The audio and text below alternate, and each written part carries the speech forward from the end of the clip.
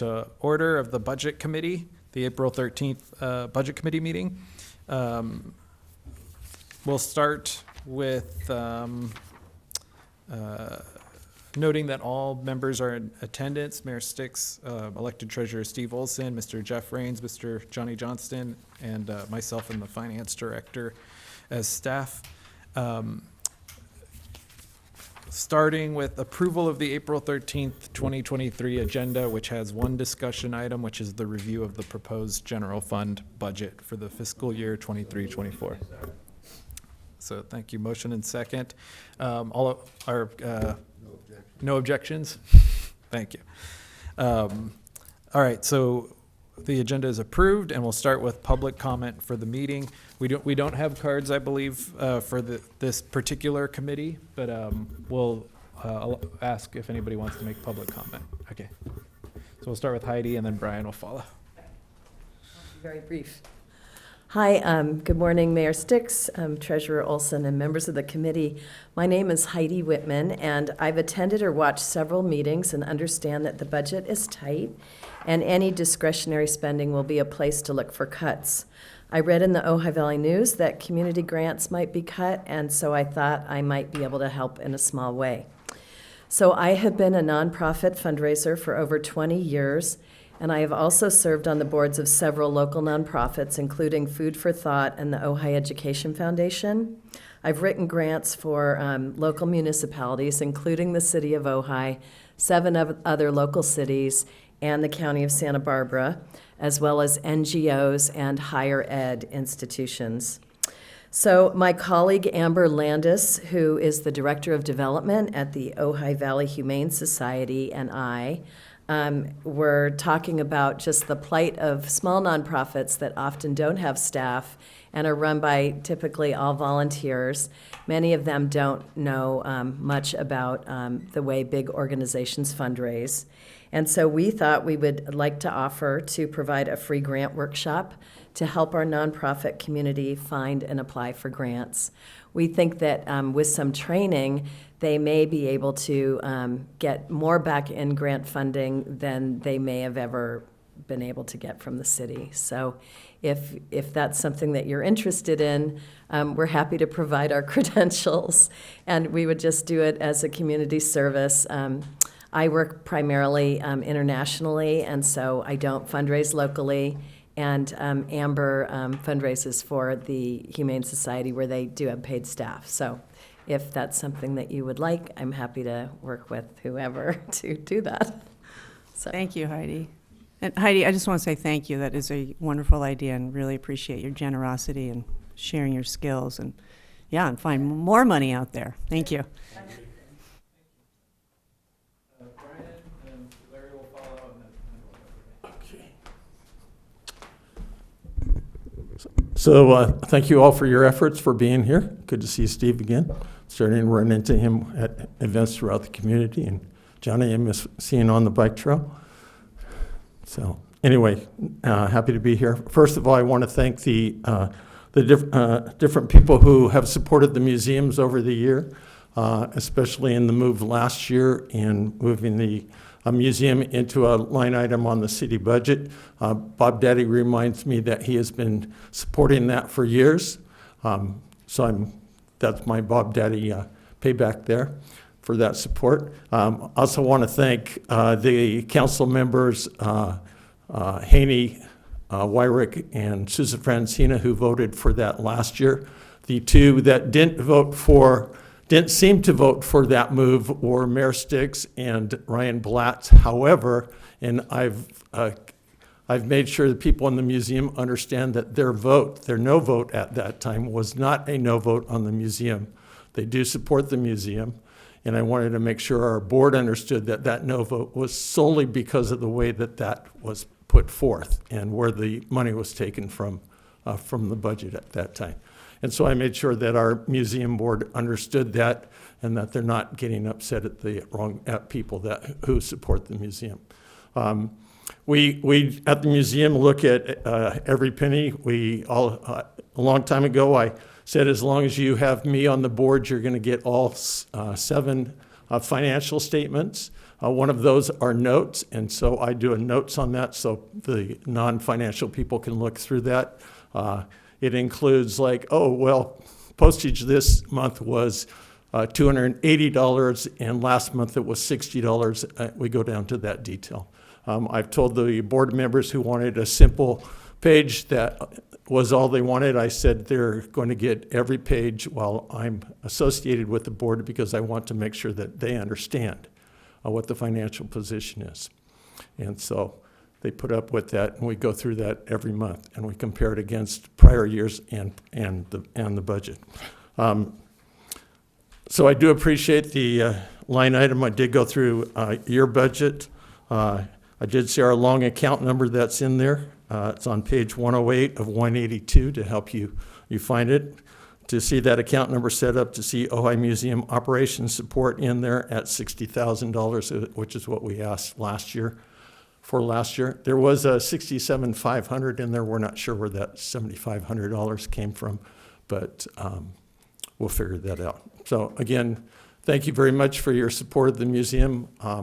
As many of you know, as you saw when we had the commissioners meeting there, we do a lot to incorporate the community, a lot to show off the community. Our current exhibit is of people who started their businesses here in the valley, participated in their businesses over decades and decades, just so people can see what they're doing. We had to close, we had a big event on New Year's Eve. Mayor Sticks was there enjoying it. We had a broad display of the national, international talent that's available in our community that we don't know. Fortunately, we have Jennifer Jordan Day who has reached out to that. We set the goal at that we're going to close it at 200. They were giving me daily reports of where we were. We ended up selling out those tickets and had a waiting list. In fact, our small museum reached a milestone that we're not especially happy with. We appeared to have 5 bots that were there telling people that, oh, you can get your tickets much cheaper by buying them through us. And so we were letting people know. So again, thank you. Thank you for your support. I appreciate that very much. Thank you, Brian. Much appreciated. And those were wonderful events. Really appreciate them. A lot of fun. And it's great to see your line item. Good morning. Mr. Johnson, I've seen you on the path a couple times. We've biked and we've walked. Yes. I'm not here to complain and talk about roads and stuff. I'm really not. Okay, what concerns me is all the deferred monies that are going to be used to not pay for things that are now deferred, which are going to be kicked forward I'm not sure if this is the right forum for that. We're going to be spending money on the Maricopa and Ojai. I don't know if they can be bifurcated and just do the Ojai and not do Maricopa, because from what I've been seeing since we've now lived in California 6 years, is that the cities live by grants. They don't live by income because of Proposition 13. Please correct me if I'm wrong on that, because it's just a mess. Because the cities get sales tax, the cities get TOT, the county gets property tax, and the state gets federal and state. And the cities don't have enough money because all we can do is get retail. And we have no place for retail. There's not enough land. You can't get big floor plates. We have to live with what we have. We can't keep raising the TOT because we're a tourist city, unless you want to drive the numbers down. We can't raise the sales tax because that's what sells things, and we live here. Unfortunately, most of us aren't buying things from here. We're buying things online. We're buying them in Oxnard. So where are we going to get the money? I mean, you're budgeting it, and we have expectations, but if you spend $2 million, $3 million, $4 million more on the Maricopa, and it's not coming in next year because we're more or less flat plus 15% or whatever, where are we going to get the money going forward for all the deferred items? It's like the roads are going to get worse, okay? Everything's going to get worse, and then new things get worse. And the pension funds just explode. I know back east, we've gone from 75 million in one town to 500 million because the mayors don't want to raise the taxes to pay for the pensions. So the pensions get worse. And then we have to take out a bond issue to pay the pension down, and that gets on the tax bill. So please, the deferred items, I mean, it's just going to get worse. Is there some way, I don't know how we can raise more money that we don't have to pay. We can raise it on tourists, we can raise it on sales of homes, somebody mentioned that, on vacant homes, on secondary homes, whatever. If we taxed everybody else, it's great. But we keep deferring all the items. I know that's the goal. Tax everybody else, let's do it for free. If that could happen, it'd be a wonderful thing. But really, I mean, the deferred items, Mr. Vega, I really do feel for you. You have to manage for all the items people vote for and have to dance, and it's difficult. I really do appreciate it. So please, look for deferred items, try to figure out how not to spend all the money on the Maricopa, so we will have money to do some of the things we have to do and need to do, not necessarily want to do. I want to do everything. But there are certain areas that we need to spend the money because it's just going to get worse. So Thank you. Thanks, Larry. And Renee.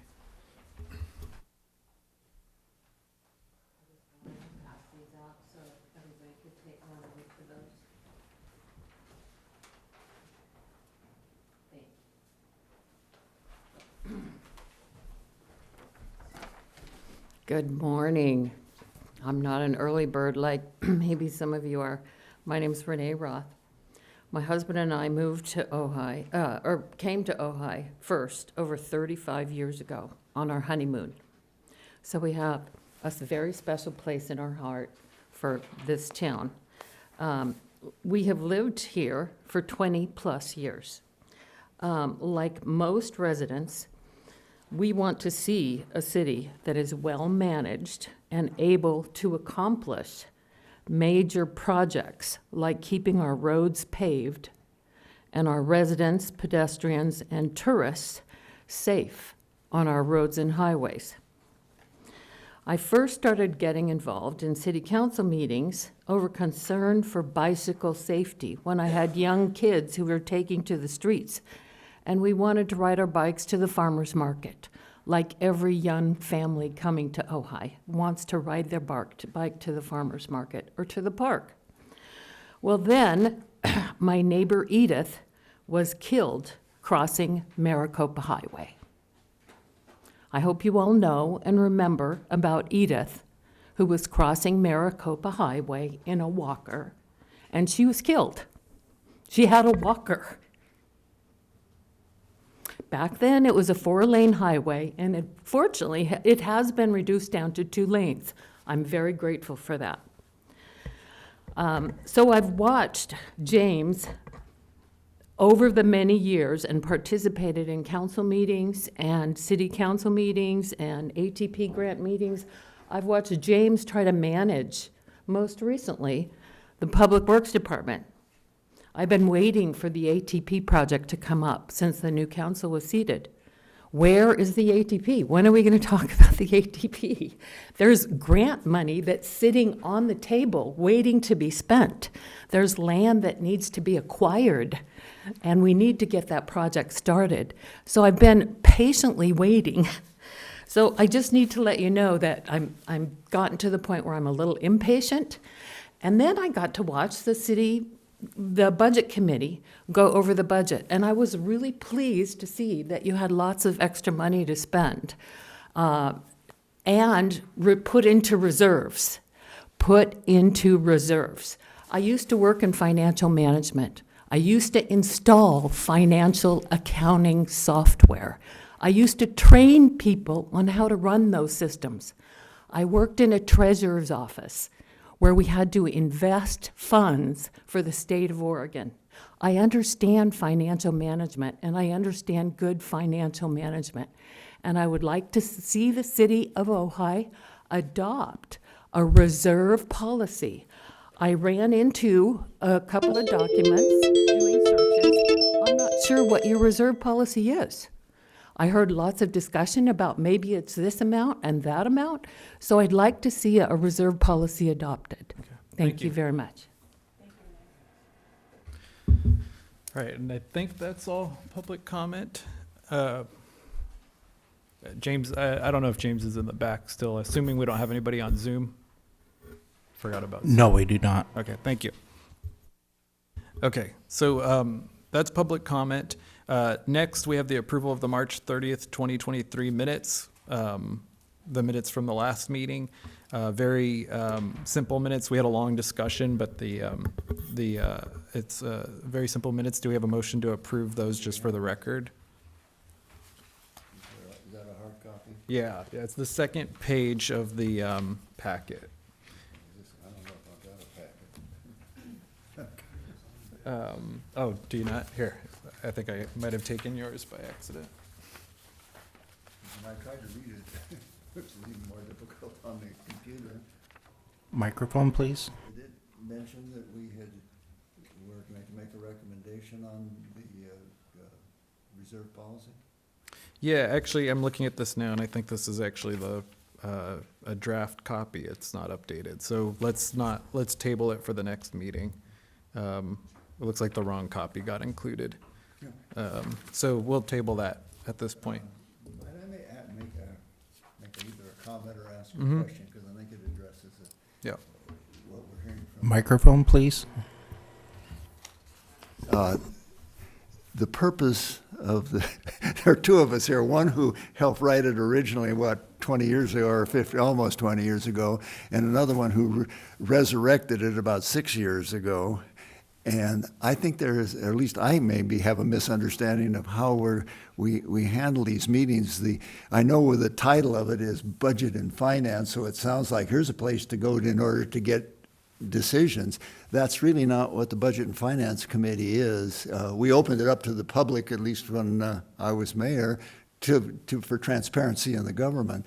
But this is a quasi-oversight an advisory group to the city council. So things like whether it be grants, line items in the budget, reserves, all those things really are still before the city council. The one comment made about the roads and deferred maintenance is the sort of thing we, in the past at least, should have taken an intense interest in, because I was telling the city manager not too long ago that it's kind of a double bind on capital repair maintenance. When you don't have any money during a COVID or whatever, you can't put any money aside because you're just trying to stay alive. When that happens, the streets don't suddenly go on holiday and not deteriorate, and the roofs don't need repair. So you've got this continued depreciation and deterioration of assets with no money coming in. That's a legitimate time when deferred maintenance comes into play, and that's when a reserve is critical, that you have a reserve to sort of ensure that. And that's kind of what we should be, I think, the major focus of these meetings should be. But the things about policy all should go to the city council and to the city manager, because the city manager prepares the budget and the city council decides where they're going to spend the budget. This group, at least I always felt that we were this, like I say, a quasi-oversight for fiduciary responsibility for the city, looking at the short term, the budget, and the longer term, the financial health of the community. And so if people think that, that these meetings have anything to do with that kind of a general policy thing, their time would be, and efforts would be better spent in those public meetings.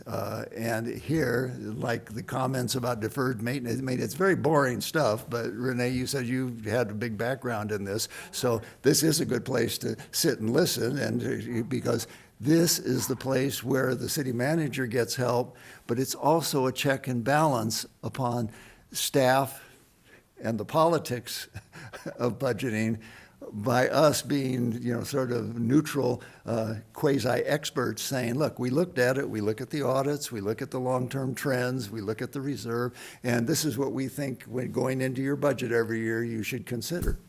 So, if that's not what we do here, then I think we need to kind of clarify our mission statement for the public and for us who are members as to how we devote our attention and what we study.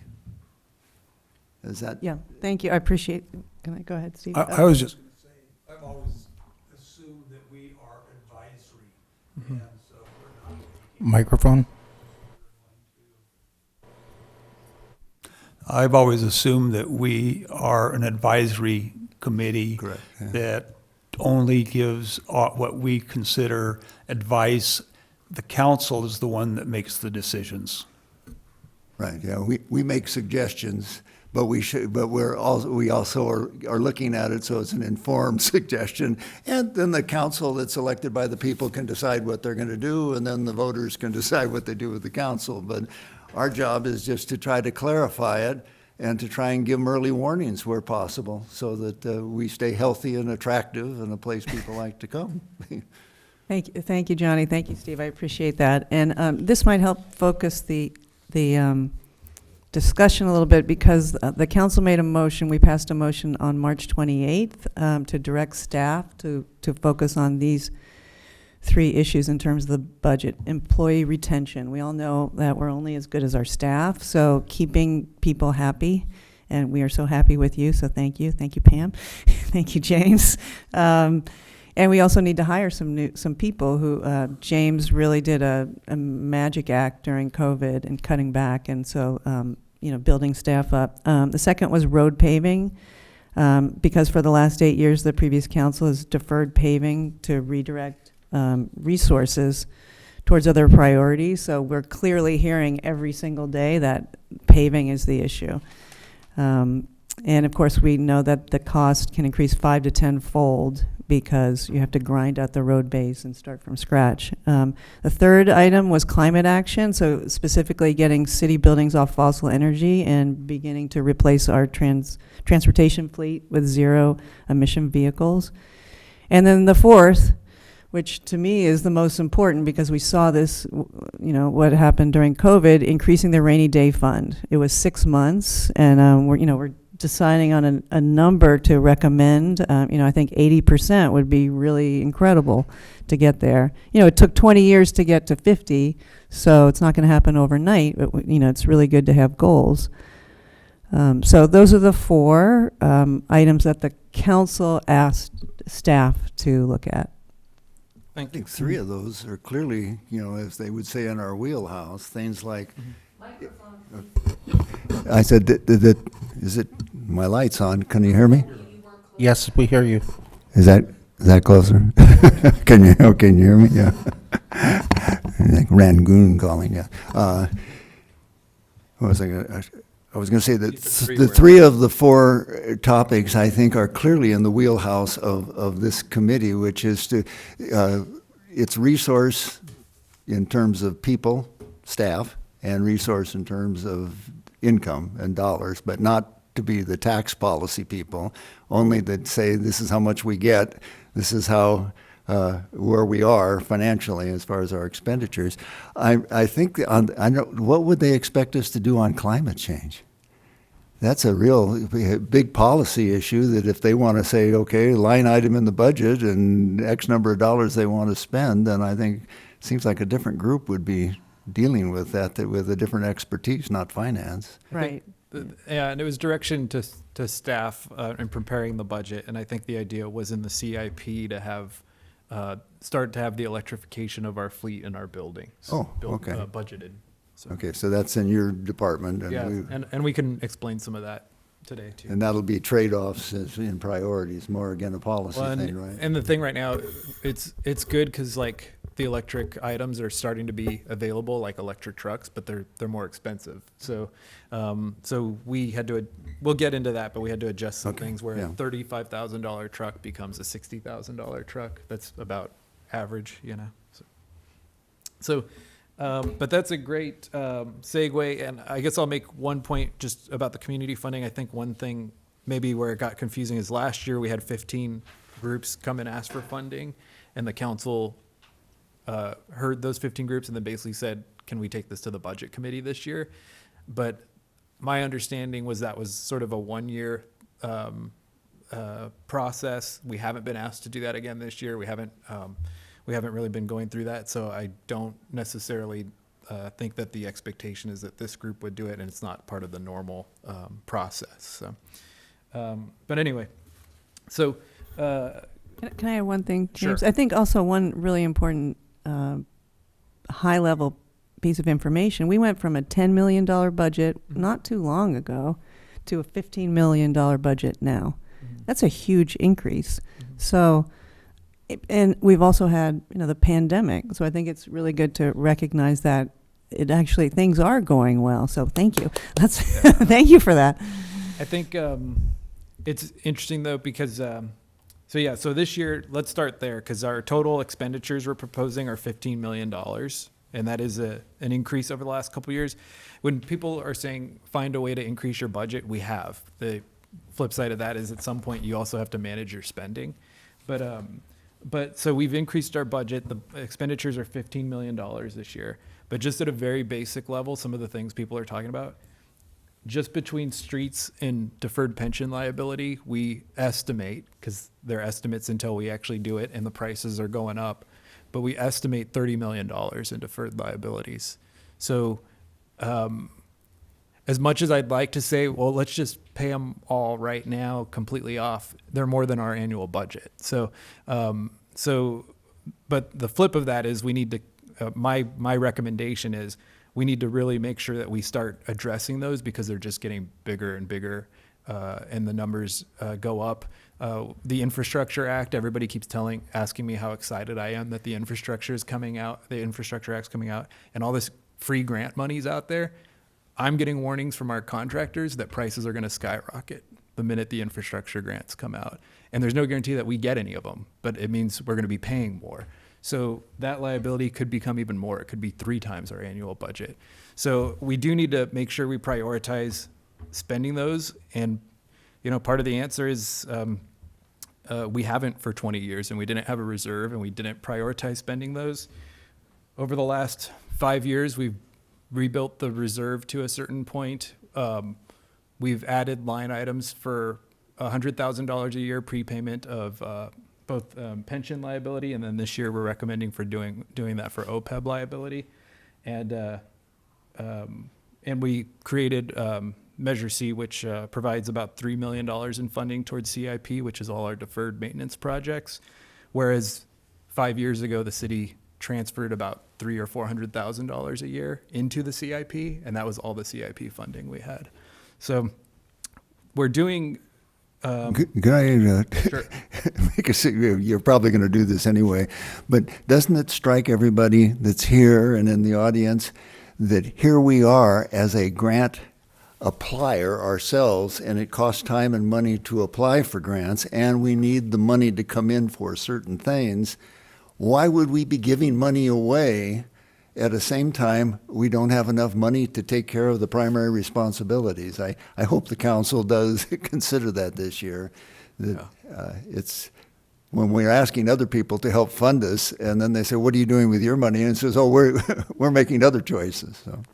Well, and I just always have to say, be wary of anybody who tells you there's grant money out there, because if it's not here, it doesn't matter. Yeah, And, right, yeah, and exactly. At our last CIP meeting, I think I had about a dozen people, or the last ATP meeting, about a dozen people come up to me afterwards and say, there's plenty of money out there, and Caltrans will even give you money.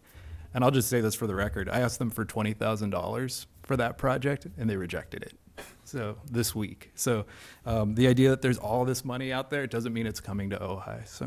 So our tact instead is to start taking care of those things ourselves.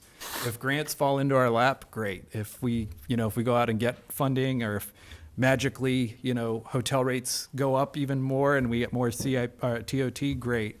But we're trying to build into the budget almost for the opposite, right? It's like worst case scenario. If those things don't happen, if we don't get grants, if hotel rates don't go up, can we still pay to do the things we need to do? So that's sort of where we're starting at in the budget.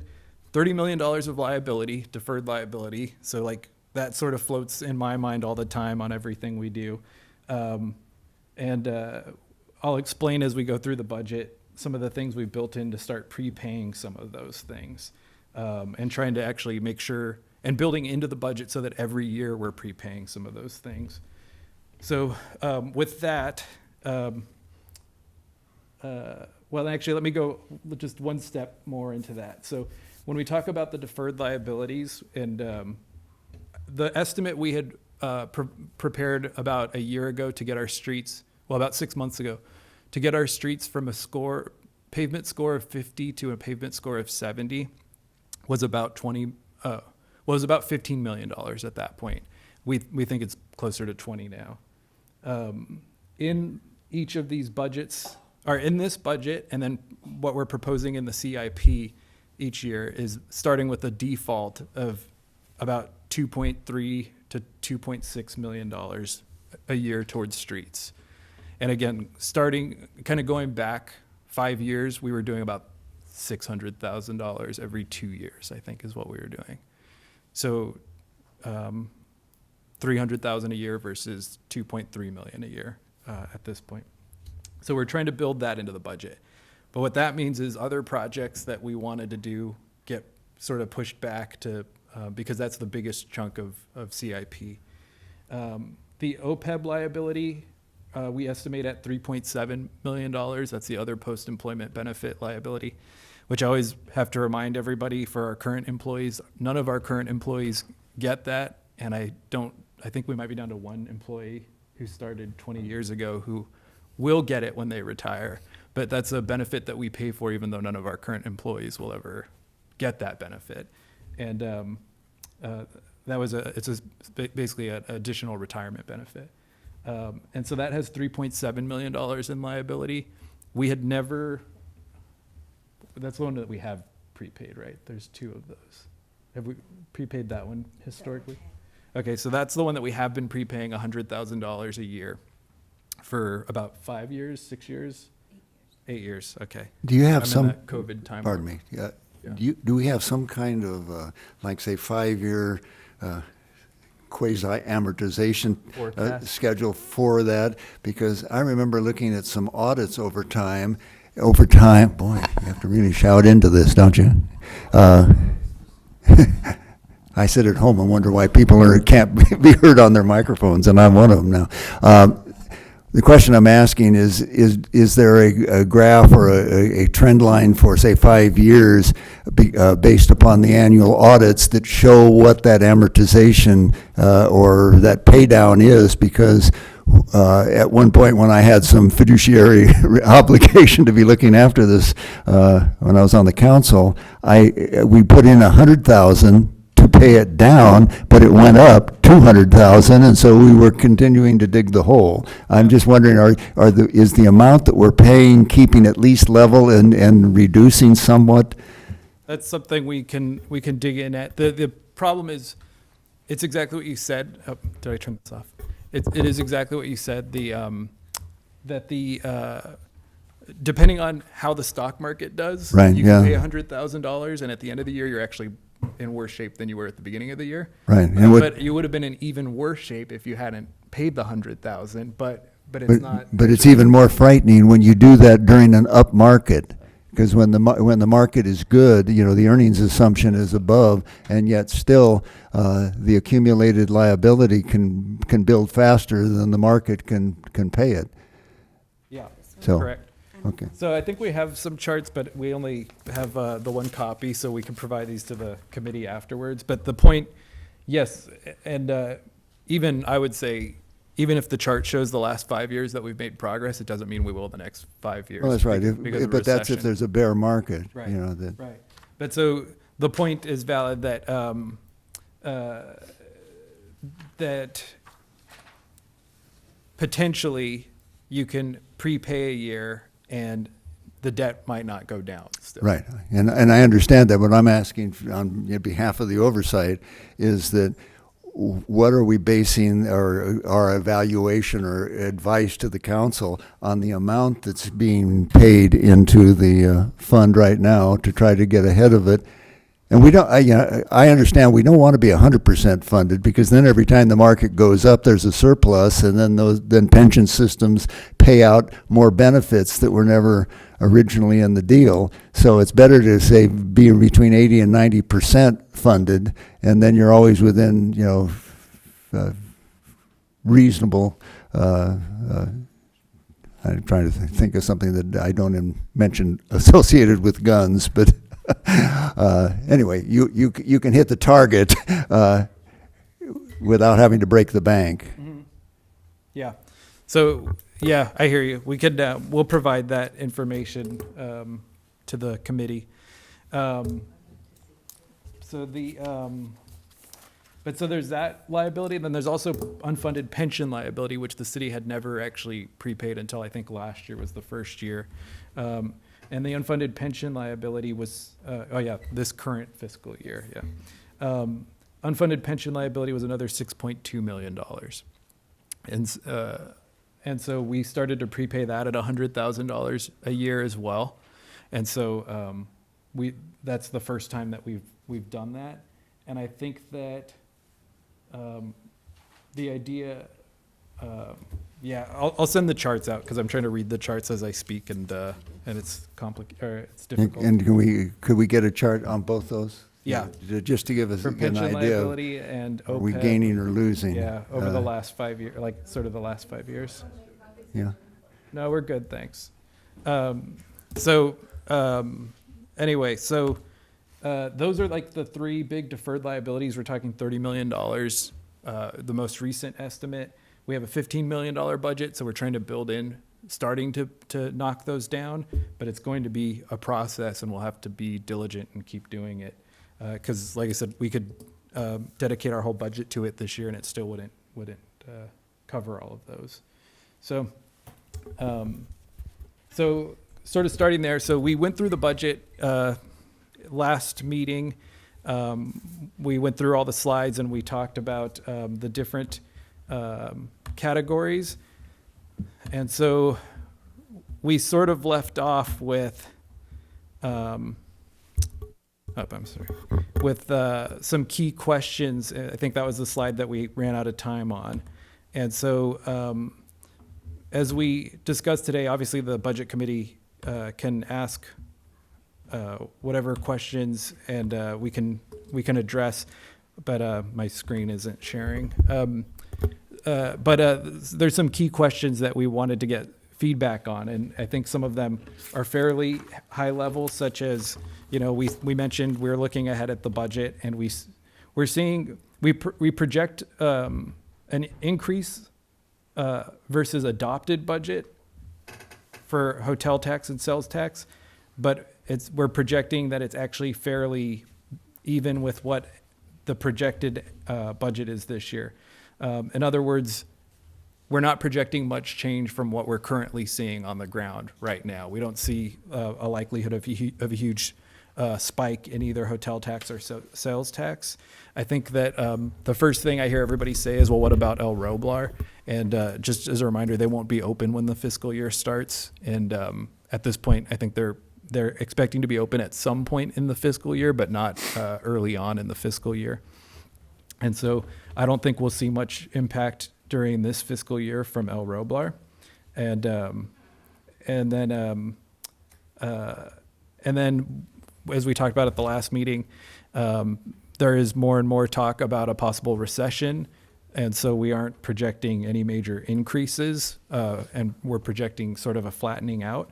So I think one of the key questions was sort of getting feedback on those revenue projections, and then we can go from there. But that would be one area that we'd like to discuss with the committee.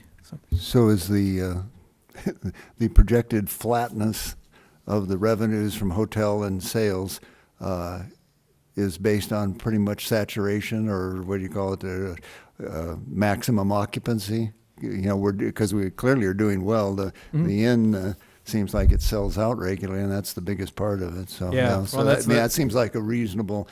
When you couple that with inflation, the pressures of inflation that you really can't build in ahead of time. If there is some increase in the revenues, it probably won't even keep up with the increase in the costs that we're gonna. Yeah, hotel rates and hotel capacities both went up this year. And so we had adopted a budget of $4.9 million in hotel tax this year. What we're actually trending towards is $5.9 million. And so we're basically projecting just basically that level, $6 million for next year, or proposing $6 million for next year, because they've sort of what I'm anticipating is that their rates increased, but they aren't going to keep increasing at that rate. Their capacity increased, but there's no more room for that to increase. So we think that that's sort of like the baseline of where we'd be. And unfortunately, budgeting conservatively, which is one of our policies, is at this point, I think there's more room for that to go down than there is for it to go up. So overall revenues projected for this current fiscal year, are they going to be reached, do you think? Projected for this current year, yes. Right. We actually, because of the TOT, we talk about all the revenues. Almost every year it comes down to how TOT did is how the city did. Mm-hmm. And because of TOT going about $1 million over, or projected to go $1 million over target, our revenues are projected to go $1 million over target. So all the other revenues are we're pretty accurate and they're pretty stable. It's the hotel tax. If we have a good year, we have more revenues than expected. If we have a bad year, we have less revenues than expected. But yes, total revenues, we adopted a budget this current year of $10.2 million. They're coming in at about 11.7. And like I said, $1 million of that increase was the hotels, but mostly the inn doing very well. And the expenditures are Expenditures were staying trending. within the revenues? Yes, but there's a reason why that's not a reason that anybody wants to hear, including myself, which is we haven't been able to hire people. So, Oh.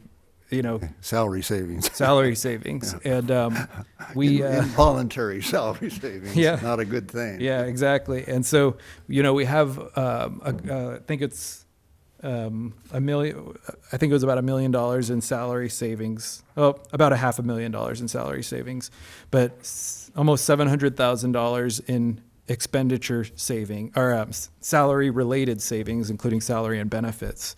And so our expenditures are coming in under budget, but that's one of those ones that you sort of wish wasn't. I think if we had our druthers, we would have filled the positions and we would have spent that money. But for now, the expenditures will come in below revenues for this year. And I think, unfortunately, that might be a trend that continues. The job market is getting better. We've actually filled, I think, we had 6 key vacancies and we filled 4 of them in the last 3 months. And one of them had been vacant for 3 years. So we filled it actually Monday, the person started. So we're starting to see some of those positions that had been vacant that we couldn't get qualified people for. Now we're starting to get. So I think that will get better, but it still is going to take time to fill the remaining positions. So, How recent are the salary comparisons for recruitment and retention? yeah, so we hadn't done a salary survey for about 3 years, but we are completing one now that we will bring forward. And I got into it a little bit at the last meeting. What we found, the biggest issue we found is that our public works guys were not getting paid what they would get paid to go work at Casitas. And I mentioned this in the last meeting. We had always historically, for as far back as we could find, we compared to other cities. And we'd look at our public works crew and we'd look at Ventura's and they were paid about the same. But we were losing our public works people. And so it's not rocket science. We started to ask them where they were going. And we started to hear Casitas more and more. And I think they got 2 of our people. And then we had another person that was interested. So we looked at Casitas and sure enough, they pay more. And so for public works in particular, we're proposing in this budget increases to try to match Casitas to stop losing people to Casitas. So. And another piece of that puzzle is that rents have spiked so much, in the last year or two. Mhm. So that's got to be taken into consideration. Yeah. We used to have a lot of employees who lived within the city, and we don't so much anymore. And that special districts are a problem because they have very little oversight from the public, and if they are rate-based, like water, they can build that in and nobody seems to much care, whereas if you're a city employee and the city council, well, you get hammered if you try to do that unless you have really good data to show that you have to do it. But Yeah. well, Yeah. So we're going to need to do some increases this year, and that goes to the goal that Mayor Sticks mentioned about the council being clear to focus on employee retention. And it doesn't necessarily always mean salary, but there definitely needs to be some adjustments to some of those positions. But even things you wouldn't think of, Public Works is one, but Recreation's another. And Casitas hires lifeguards, and guess what? We can't get any more lifeguards because Casitas pays $4 or $5 more. What do per we use hour. lifeguards for? We actually use lifeguards for a summer aquatic program. Where do we hold that? That's the other part of the battle. Yeah, Well, okay. I think we did it at Villanova last year. I I'm think. sorry for that. Yeah, no. So, but we've had a hard time finding lifeguards, and sure enough, we look at other cities and we're like, well, we're even, and then we dug into Casitas and we're like, oh, that makes sense, you know. So some of those we're going to bring an item that would propose doing some increases to Public Works, some increases to Recreation, and those are really the ones that would have like. Just increases to compete. And so that is a reason why, though, that question is relevant for a few reasons, because the salaries this year's budget are we're proposing a $500,000 increase to salaries from our old budget of $3 million to $3.5 million. And that reflects the Public Works increases, the Recreation increases, and a couple other key, there's a few other positions we have that just we're not keeping up. So How about the city manager position? Can we increase that? thank you. That's up to the council. That's the one I don't control. But so revenues flat-ish from this year, but this year was a good year, so so it's not the worst. That would not be the worst thing if we had another year like this, but we just don't think it'll keep going up. Expenditures should go up because we should fill positions, and so this year the expenditures were well within revenues. Next year we're hoping that we are able to have more staffing, so it should be closer next year. The other thing that, well, actually that's not necessarily relevant. I guess any other sort of questions or thoughts on just general, like high-level revenues or expenditures? Well, I don't, it's a high-level expenditure normally, the sheriff's contract. That's the one I was started to go to and stop myself. Okay, 'cause I was gonna say, it didn't look to me like there was an accounting for their labor contracts or anything. Yeah. Which would probably really be an eye-opener. Yeah, and we're actually getting some news like literally in the last few days where I started to say something and then I'm like, well, we haven't really analyzed it yet, so I don't want to jump to conclusions, but we projected an increase next year. We're proposing an increase next year. The budget was 3.3 million this year. We're proposing 3.4. And part of it is, and I think, I don't want to give us too much credit because it's somewhat out of our control, but I think the city should get a little bit of credit of, we've been working very closely with the sheriff's department over the last 4 years, meeting with them regularly to talk about all the expenditures and how we can do things that make sense. And so we haven't had any of those big, huge adjustments that we used to get. For anybody who doesn't know, we have an annual contract with the sheriff, and there's a clause in the contract that says at the end of the year they can charge the city for, it's like a catch-up fee where any costs that came in that they weren't expecting. And so we, a few years, I think in like 17 and 18, had our budget, and then at the end of the year we would get like another $400,000 invoice. And so we've been working with them and trying to like stress to them how like a city with our budget, a $400,000 invoice is not like regular, business. It's not something we just sign off without any thought. And so we haven't had that for the last 3 years as we've been doing that. We are sort of getting like updates from them because they're going through their budget process right now, that they expect to have a more reasonable catch up this year. It'll be the first year since COVID. I think their estimate was about $60,000. How much? 60,000. Oh, okay. And budgeting conservatively, which I know there's a lot of things that can be criticized, and, we'll take those shots. But budgeting conservatively, we had sort of budgeted for about that much. So those should come in within this year's budget. We had budgeted $3.37 million. I think we'll be right about there. And then next year, we're budgeting $3.4 million, which should cover the increases that we know of so far. But I do think that's one that over the next month, if we get news from the sheriff's department that their situation has changed during their labor negotiations, we may need to come back and make an adjustment there. But we think, as of right now, we're sort of right where we need to be, as long as there's Do we not a know big where they are in their labor contract negotiations? I They usually have a multi-year contract, Yeah. and then they have to do it again, and it's always catch-up. yeah. And you won't know it until they settle. Yeah, that's something. So we asked to set a meeting with them when we got the $60,000 increase. And again, I think in the scheme of things, that's not bad. So I'm probably not going to but fight it it. also doesn't sound very realistic. Yeah, but I'm not going to fight it too much. But we asked to meet with them to talk about that. They mentioned that they would update us on the labor costs, so we'll get that in a couple of weeks, and then in this meeting.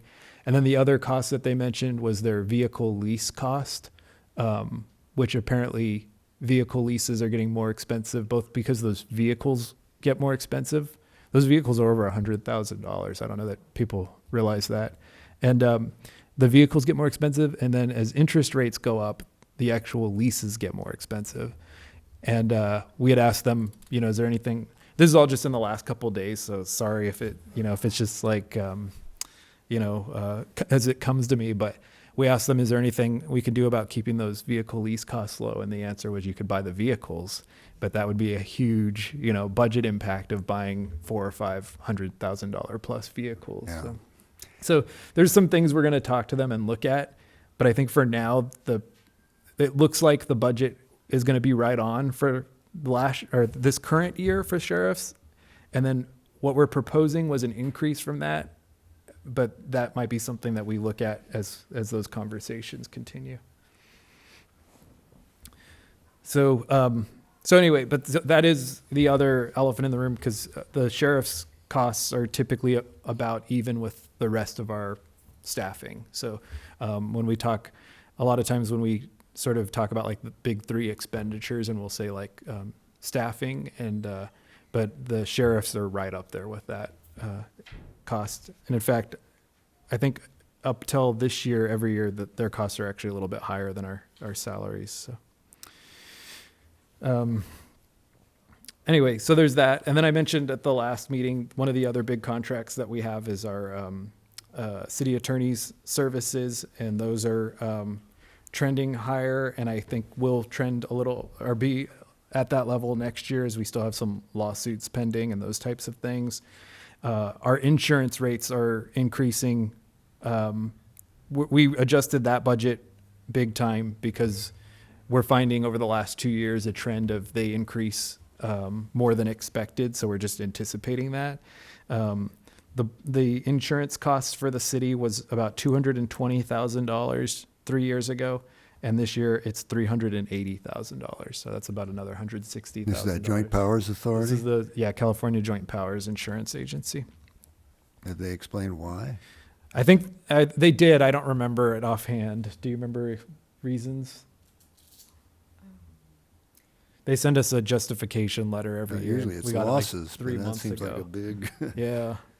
And we haven't actually, thankfully, one of the narratives right now that's on the news every day is cities getting sued more and more because of the tree branches falling and potholes. Yeah. We've been pretty aggressive the last couple of years with tree maintenance and pothole filling, which is also in the budget, increases to those.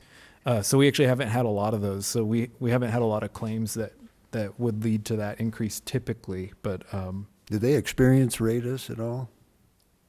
do I said, do they experience rate us? That is based upon our losses, or is it just like a kind of large loss, they spread the cost or something? yeah,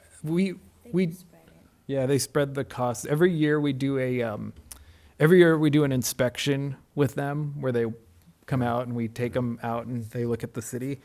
And there hasn't really been any like major issues they haven't identified any major issues. We haven't really had any major claims. So I think it is just the cost of doing business for them. So,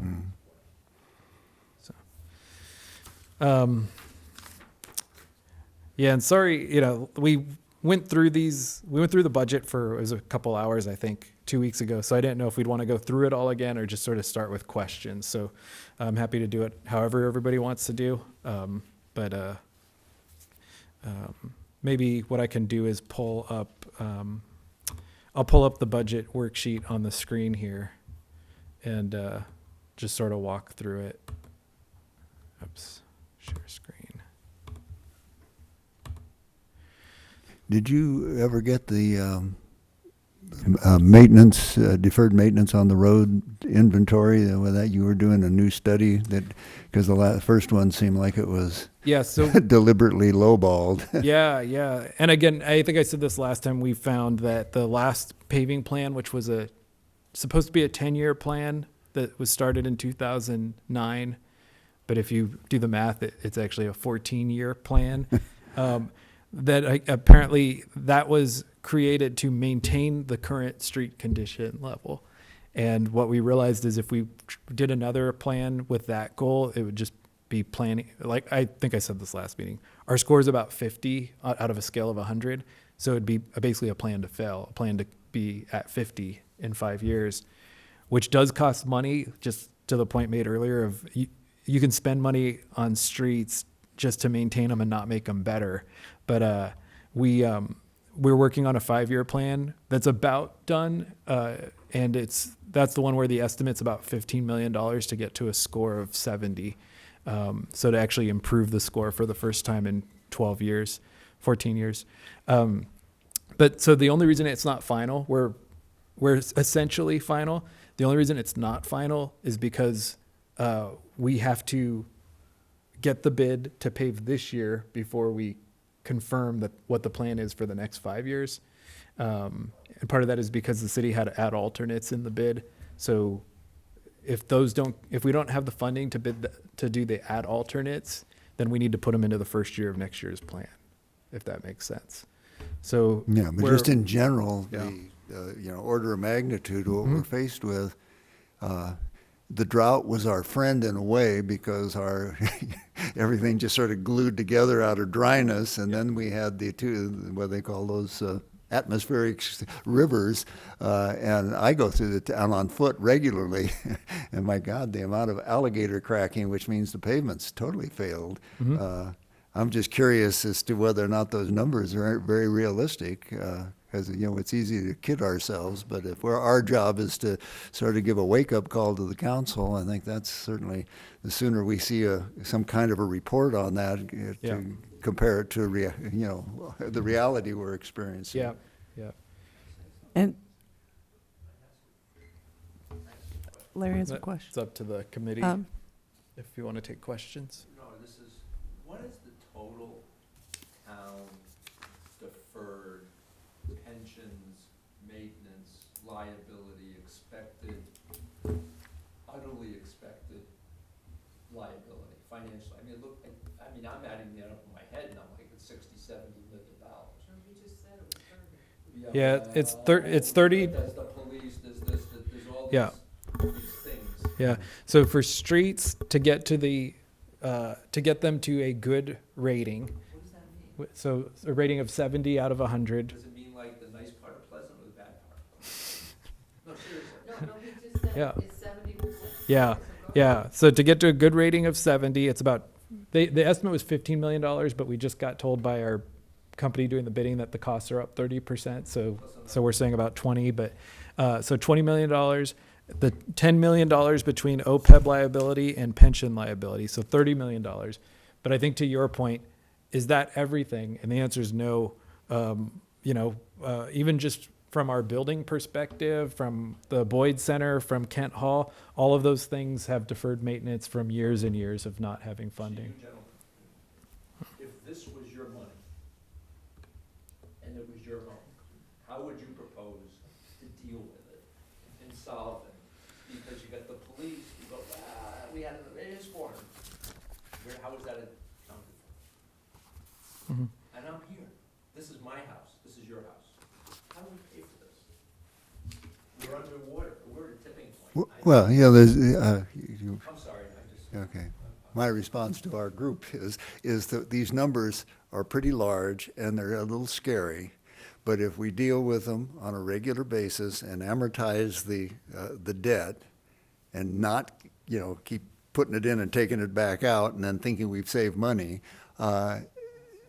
let's take pensions. A pension fund is calculated usually on kind of three factors: size of payroll, the actuarial length of life, and earnings assumption in the markets for the reserves that the pension funds carry. They take that all together and they recalculate it. And like city manager was saying, sometimes with a good market, you have there was one year with a 20% return, and then there are other years when it was, like 5%. And they make an average assumption. I don't know what it's going in most pension funds, but it used to be 8.5, and then they thought that's never going to work, and they kind of kept whittling it back, and maybe they're somewhere in the 7% margin. But they smooth the losses and the gains each year, so it's just not 1 minute you're really in debt and the next minute you're not in debt. They take whatever gains the market's making, and they usually spread it over 5 years, and then they take whatever losses they're experiencing and they put it over 5 years. And so at the end of that, you get some kind of a factor of 70% funded or whatever. If you're 80% funded, you're low. If you're 90% funded, you're in good shape, because all the market has to do is have an uptick and you're 100% funded. And then there were years when they called it super funding, which meant that they said, we'll never have to contribute another dime to our pensions. There's so much money out there. And then, of course, you get in the recession and down it goes. So it's hard to answer those kind of questions. But, Mike, going along with your point, one of the things that would be really helpful to the group is to see some kind of a, not a actuarial study, but an amortization schedule saying we think there's $30 million worth of mortgage we have now on our house. If we took that over 30 years, how much per month or per year should we be paying, and what would we expect the interest rate based on inflation or what have you? And then it give you an idea, are you going to be able to keep up? I think that's what they were trying to do with the roads, in 2009, and then it just sort of went by the board. Well, Thank you, John. I appreciate that. And just one thing to keep in mind historically is we were all set to pave before COVID. And correct me if I'm wrong, James. And and everything was, and then COVID hit, and then that just ended. So that's another good reason to have more money in reserves, so that when something happens, we can still keep maintaining our streets. And Yeah, I mean, it was that simple. We looked up the date. I think it was March of 21 was the month that we were down to less than $700,000 in reserve. And I said at last meeting, but there were several projects that we were trying to think of any creative way to keep going, and we just looked and said we can't afford it. Yeah, So understand. so that's sort of the key. And to Larry's point about what would you do if it's your house, and I do tell everybody, I know the budget committee already knows this, but for me, like financing, people can make it sound very complicated, but it's as simple as financing your personal budget in a lot of ways. And one of those is, one thing that financial experts recommend is having your emergency reserve, your rainy day fund, your savings account, whatever you call it, and to build that up first so that if something happens, you can get by. And then if you build that up, then you start having money to do other things. And so for me, like I said, we can complicate it. I think there was a history of 6 years of debate about the reserve, but I think it's that simple. And that's the way I look at it is, first thing, we use the rainy day fund when we had unexpected impacts, just like if you were at home and you unexpectedly lost your job, you use your savings. And then the first thing you do when you get another job, you build up your savings and you start paying off your debts, So this budget in a lot of ways is that's what we're proposing. We had a pretty good year last year. We're hoping for a flat year, which would be a good year, just not an exponentially good year. But we still have to build up the reserve. We still have to pay off the debts of all the things we put off the years we couldn't. And the point of starting with the $30 million number is like, it's to hit that, we're going to have to keep doing it every year and whittling it away, you know? So this budget proposes doing that by continuing, and I'll show, I know it's small up here and everybody has it, but just maybe for people following along at home, we still show the transfer to the TOT transfer to the CIP at $600,000, a 10% transfer. A lot of people don't understand that, so I'll just explain that that's the hotel, that's hotel tax that would be general fund. And we are proposing in this budget to keep transferring a chunk of that to CIP to help do exactly what we're talking about, pay for the paving and the projects that were deferred. So that is included in the budget. So that's an example of, you know, trying to be diligent and trying to pay ourselves back first, essentially. The other line item that I think is relevant to that is the cannabis to reserve, $272,000. That was another effort when we created a new tax, the cannabis tax. The budget committee said, first thing we need to do is rebuild our reserve. So budget committee recommended that every cent go to the reserve until we have the reserve. So that's what we're doing, and that's what's shown in the budget. So we're building those things into the budget, and the hard thing is keeping them there, because every time we then want to do something else, the first instinct is to pull them from those line items. But they're just important to finally start catching up on that $30 million. I'll mention as this area might be a good area to focus on because it shows a few of these things. The other expenditures, line 39 and 40 on your budget sheets, show the prepayment of the retiree medical increased from $100,000 to $150,000 to try to keep chipping away at the that's the OPEB liability. And then the prepayment of the pension liability shows the increase from $100,000 to $150,000 to keep chipping away. So we're trying to build into the budget, doing a better job of it's almost, you know, automatically trying to prepay some of those debts and those debts and liabilities. And then just because we had a speaker on the museum, I'll note that yes, the museum is in here as a line item at the last year's funding level, so $60,000. So, but anyway, so the other thing that we deferred during COVID that we don't really talk about, that maybe I should a little bit, is just transfers to other funds that pay for other things. The general fund dollars are the dollars that can be used for, like, you know, essentially anything the city does. But we have other funds that are restricted to certain uses, and those funds have always been underfunded as well. And so, for example, the equipment transfer. We have a fund that's supposed to pay anytime we need new equipment. We need a new bucket lift. We need a new skid steer, you know, any of those things. Those have always been kept very bare. And one of the first things we would do when things got bad is you'd say, we're not transferring any money this year. We'll get by with our 1984 bucket lift, which I think is literally the age of our bucket lift.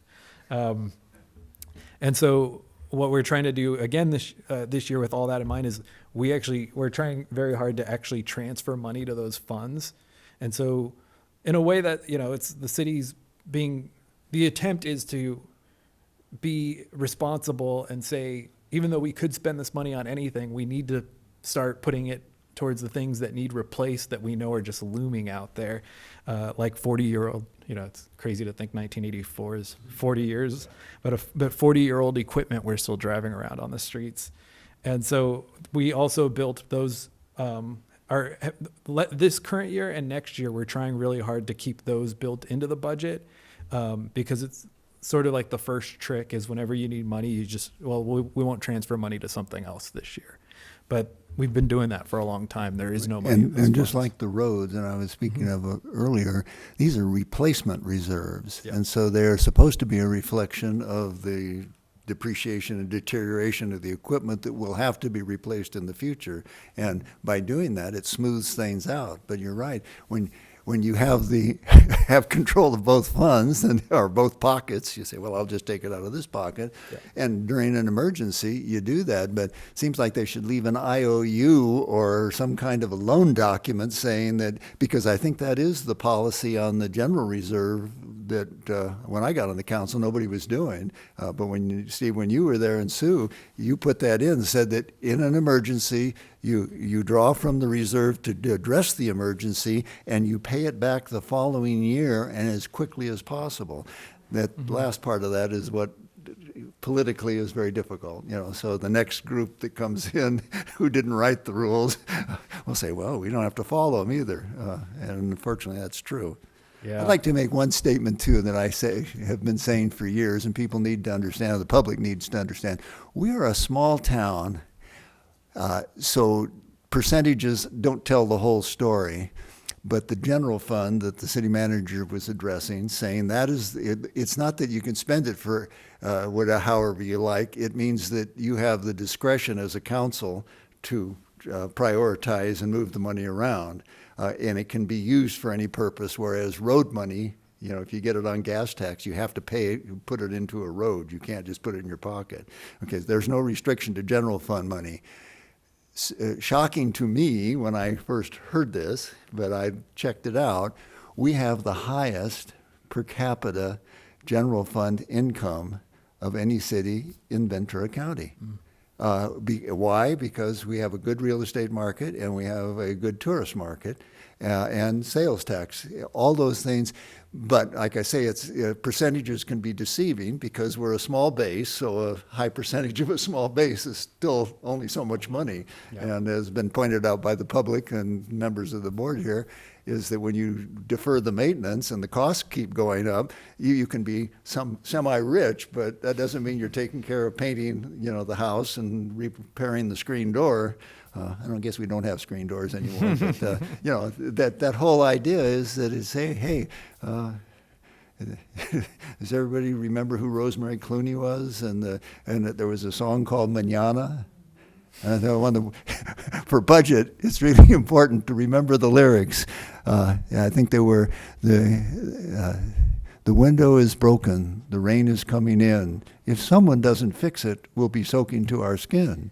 But if we wait a day or two, the rain, she goes away. And who will need a window on such a sunny day? And that is the political reality that you have to constantly remind yourself of. And it's really tough on those of you who are elected to office to be able to say to people, look, I'd like to do everything, but I can't.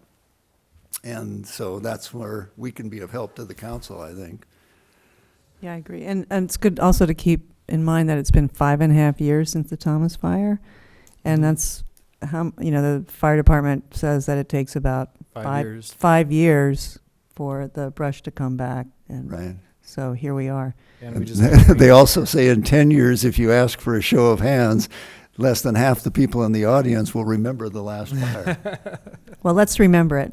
Yeah, that is the challenge for us. Keep everybody remembering it. Yeah, exactly. And James, just to, once again, several cities, I remember talking to you about, shut down during COVID. The lights were off. Yeah, a lot of people, we've heard from a lot of people, like developers or contractors, those people who would come to City Hall, they'd be very surprised we were open because we were able to stay open the whole time. And we got a lot of comments about how they would email, like, one of our neighboring cities, I won't say which one, but there's one that I think a lot of people knew, that when they would email them, they'd get an auto response that said, we'll get back to you in 6 to 12 weeks. And one of the things with Ojai said we're kind of blessed and cursed with is we're sort of isolated. So like we would have somebody say, I'm upset it took 6 hours to get a response. And I was like, have you seen the auto reply from Ventura? I'm sorry, I just said the city. But we heard about some of those things. But we were able to keep operating. But the other thing with that is, to the point about tomorrow, is when we made cuts, people were saying like, oh, I bet it's really hard to make that decision right now. And I kept telling everybody, no, it's going to be hard in 2 years when everybody says it was a bad idea, because 2 years later when we have money everybody goes, why didn't we do everything, you know? But the reality was, it was the decision that had to be made, and we know that for factually because we were out of money. We got to that point. But now the problem is it's not fun to then have to, the budget that otherwise might have been a good budget, I think 5 years ago, saying $15 million budget, we would have been great. I wonder all the great things we could do, but it's really, no, we actually have to make up for all the stuff we didn't do. So it's not fun, but it's better than the alternative, which is not having enough to even do the basics for another year, you know? So. On behalf of elected officialdom, the one thing the public doesn't understand, and to a considerable degree even electeds don't, is that the difference between municipal finance and private business is counterintuitive. And what that means is when the community, when the city is doing well, frequently they're still doing well after the private sector is having to tighten their belt because there's a recession on. But it takes about 2 years, 18 months to 2 years for everything to flow through the system. And so the reverse is true, when the economy starts to recover and everybody thinks things are great, the sun's shining, why aren't you doing something? Then the government's broke because it works its way back down the other way. So it's really hard to get people to be able to think in 2 to 4 year, spans. And the pressure one gets as an elected official is based on the sun shining outside and why aren't we doing this now? And the problem the manager has is saying, yeah, but we know that the weather report is really accurate and in a certain period of time we're going to be broke again. Mm-hmm. And so what do? They bury it in deferred maintenance. They bury it in building up of unfunded liabilities. So anyway, I think it's a good budget that you put together, and it's certainly better than anybody expected to have it at this point in time. And thank God for the Measure C, and what was the other one for the cannabis? The cannabis tax, rebuilding the reserve, Measure C letting us pave the streets immediately, whereas it would have been probably 2 or 3 years to build up funding without Measure C. Yeah. Will you take any public comments? Up to the committee. Maybe we allow them, but ask if it's like a minute or so. If we, so like 1 minute. Just one question. How much money do you need on an annual budget to make all this go away and make everybody feel good? No, seriously. I mean, do you need 3 million? But see, you're hitting on an important Do you thing. need 5 million? Do you need 4? I mean, what number do you need to do this, do that? Yeah. Do whatever is on the agenda coming forward up to make sense? Seriously, I mean, look, there are a lot of things that need to get done. But you're hitting an important question, because the answer is I can't tell you because I don't know. I can't tell you until I know what we're going to spend. Right, Right. but we have 60 million, a number. Yeah. Right, 15 years, 4 million a year, Yeah. right? Yeah, but that's where, to me, my focus is, because I can't control ultimately what the total revenue is. It might go up, it might go down. What I have to focus on is making sure that we're spending it very responsibly. Right now. Because if we got $60 million and we blew it, it wouldn't matter. So you know? if right now, if everything Mm-hmm. stopped, no new projects, nothing, Mhm. how much money does this city need to get the roads to where it's no longer alligatoring and tipping point? Mhm. The pensions on schedule, all the projects that we haven't done, that we're supposed to do, that need to get done, now actually get done. And I'm not saying we don't need new projects, that we don't need, the thing is, if everything stopped, the world stopped, do you need 3 more million? Seriously? We wouldn't be able to do it in a year.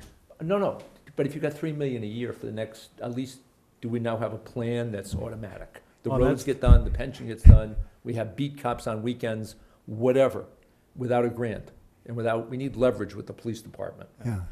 That, That's a whole nother that was story. the idea with Measure C. Yeah, just to the your point. the best one could do, trying to address what the gentleman is inquiring about, would be an amortization schedule set up with God help us all, you got city councils with 5 people with different priorities over 15, 20 years. There'd be how many different city councils, how many different city administrators, how many different people in the audience, each one wanting their particular grant or proposition. So there's no way to know in the long term, but one could say, and I think the manager's already said, in the short term, say 15 years, we're at least $30 million that needs to be paid off. Yeah.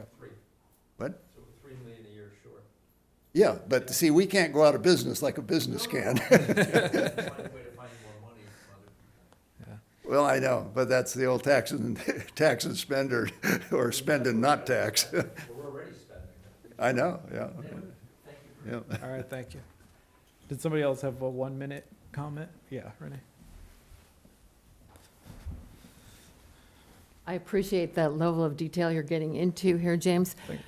This was my basic point in raising what your reserve policy should be, so that you can begin to start accumulating reserves from your general fund, which is based on your income and expenses.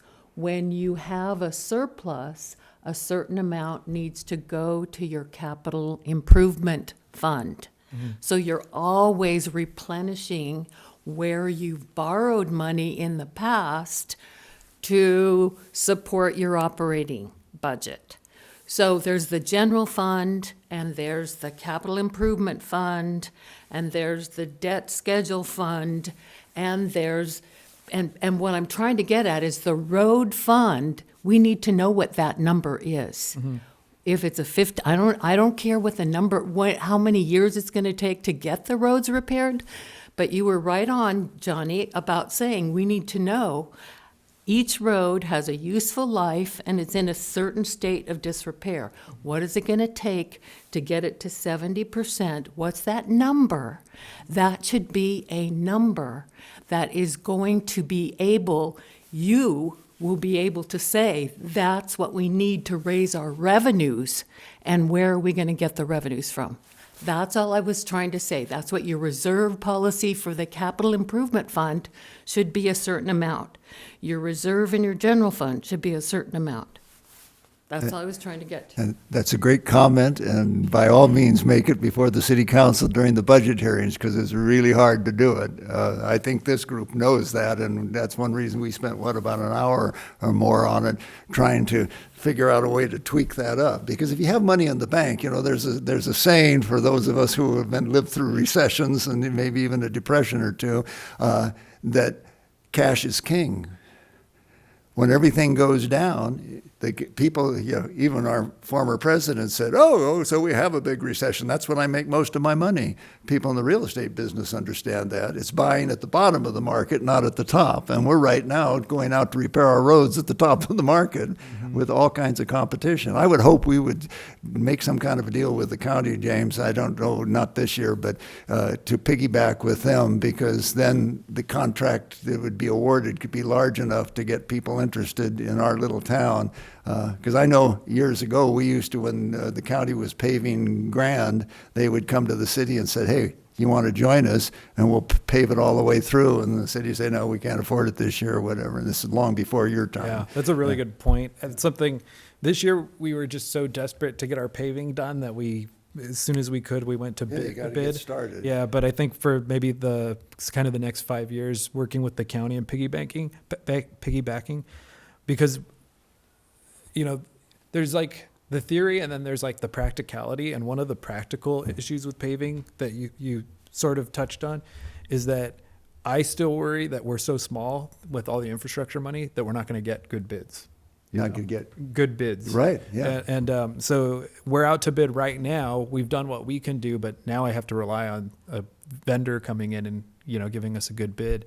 So I think moving forward, I think that is a good idea that I'll follow up on, is trying to see if we can piggyback off the county and combine, because we are the small fish that gets the least amount of Right bids. along with what typically. Renee was saying to you, if you have a healthy reserve and you really do it in a business-like way, you say, okay, things are in a bit of a slump. We're in relatively good shape.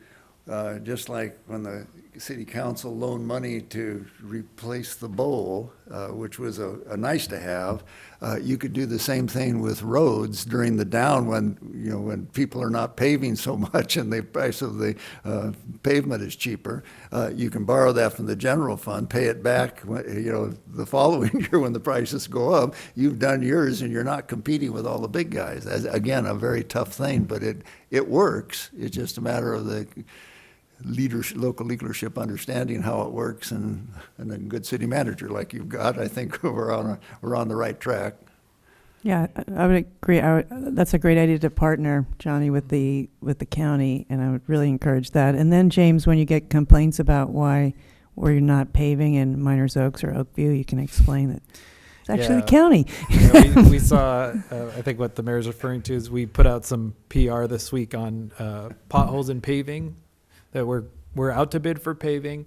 Right now, we are going to try to pave as quick as we can get through the required process. But in the meantime, we're filling potholes. We have a pothole crew that's going out and filling potholes. So tell us if you see potholes. And the first replies were upset that we won't fill potholes in Miners Oaks and Oakview. So that is a constant that we have. And it sort of goes even to, we've talked more about at this meeting, and I think this is good. We talked more about general fund versus restricted funds than we have in the past. But that's a struggle in our budget conversations and at the council level, is we get a lot of requests to pay for things that there are like county restricted funds or things like that. And to use our general fund dollars to do it. And I think partially it's because of what you said is people go, well, we've got plenty of money from the tourists, but we end up using the money that we needed to do for operations on things that there's supposed to be dedicated funding for. And I'll give the example right now that's the hot topic is homelessness. And everybody's saying, why isn't the city spending general fund dollars on these? Because there's a county agency that gets funding that's supposed to manage it for the county. And it's just like that part of the conversation never comes up.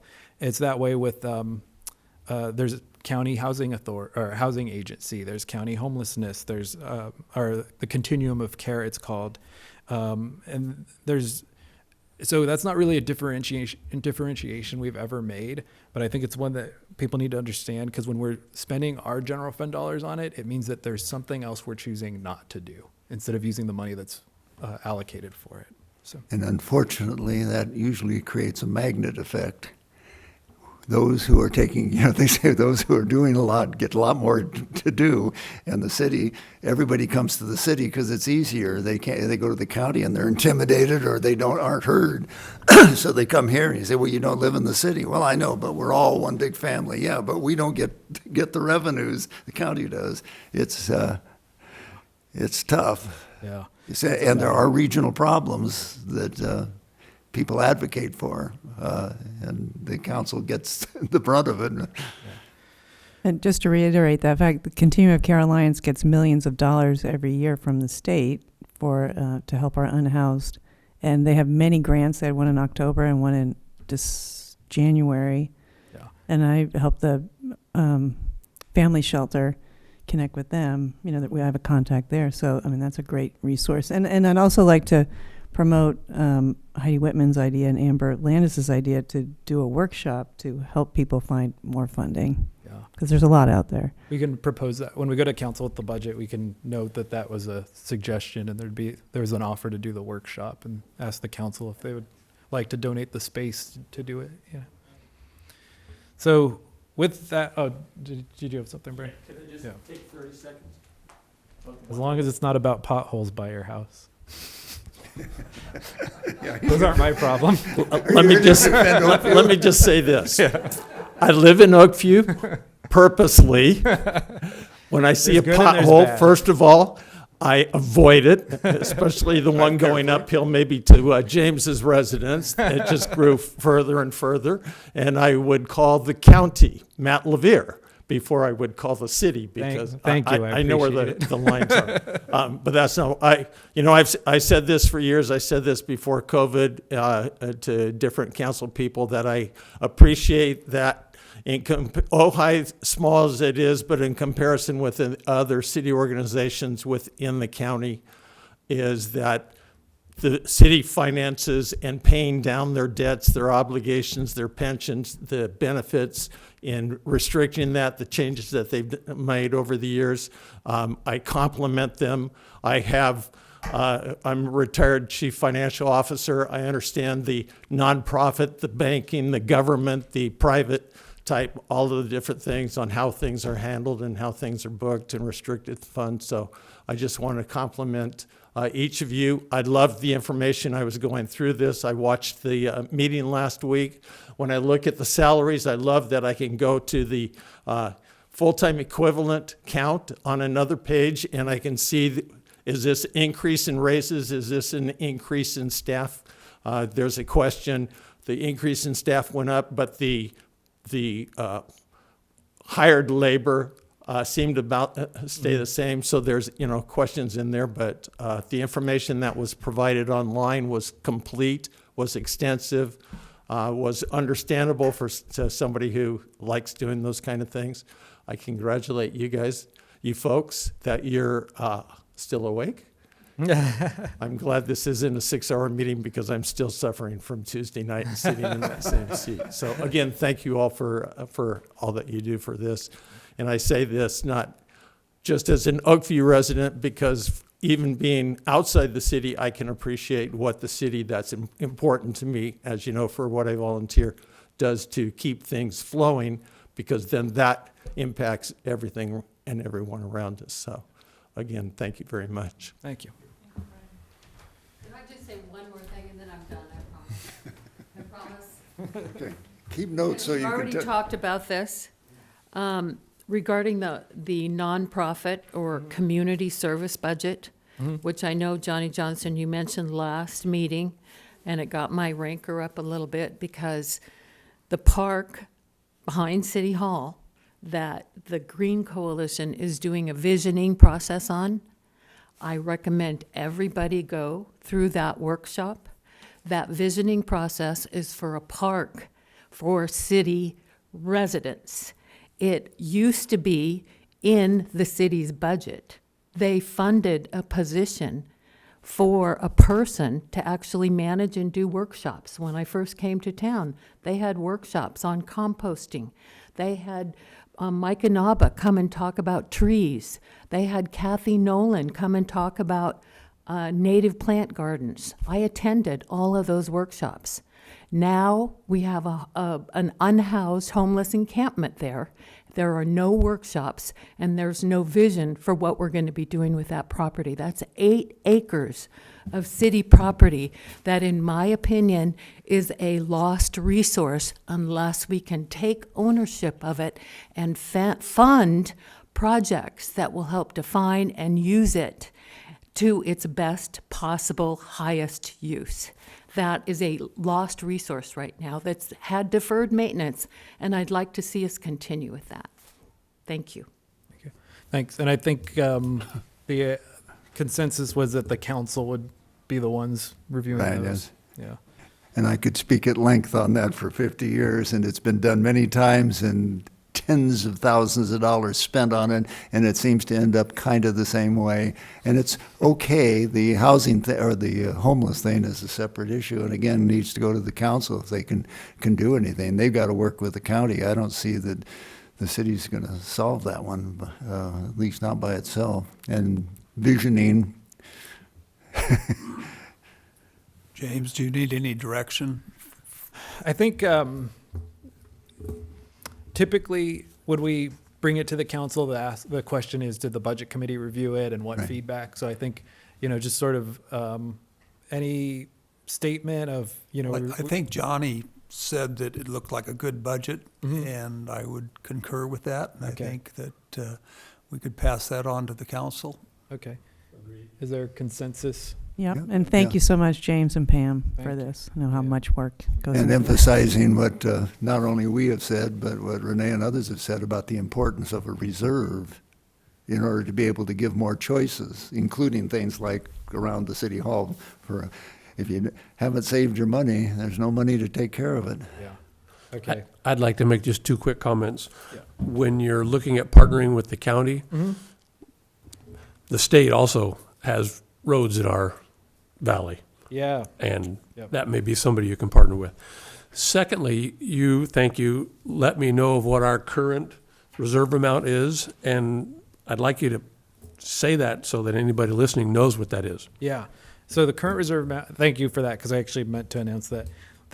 So we finished a lot happens in 2 weeks, apparently. Between the last meeting and today, we finished our most recent audit. And we'll be taking that to council, and then we'll post it. And so we had estimated at the last meeting that we thought we'd end the year with about $11 million in reserve. It's actually $9.5 million in reserve. And the reason is because there was some restricted dollars that had gotten rolled into it that we had to back out. So about $9.5 million. So, we're happy with that. But I think there's still some work to be done. So, And that's 62% of the budget. yeah, I think that's right? about 62%. So, yeah, yeah. So we'll explain that when we take the budget as well.